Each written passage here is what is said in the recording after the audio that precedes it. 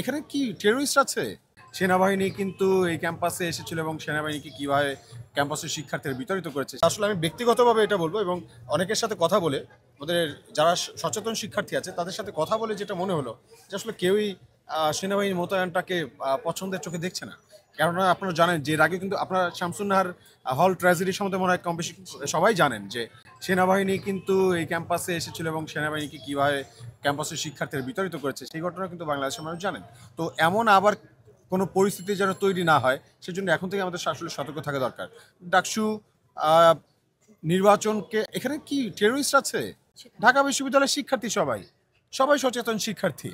আর আপনার যদি মনে হয় আগাম যদি এরকম আপনি কোনো ইনফরমেশন পেয়েই থাকেন যে কোনো টেররিস্ট হামলা চালাইতে পারে, আপনি সেই টেররিস্টকে যারা মদদ দিচ্ছে বা টেররিস্টকে যারা সহযোগিতা করছে তাদেরকে আপনার ব্যান করে দেন, তাদেরকে বিরুদ্ধে আপনার অ্যাকশন নেন, তাহলেই তো হয়ে যায়। কিন্তু হচ্ছে আমাদের কাছে মনে হয় না যে ঢাকা বিশ্ববিদ্যালয়ে কোনো টেররিস্ট আছে।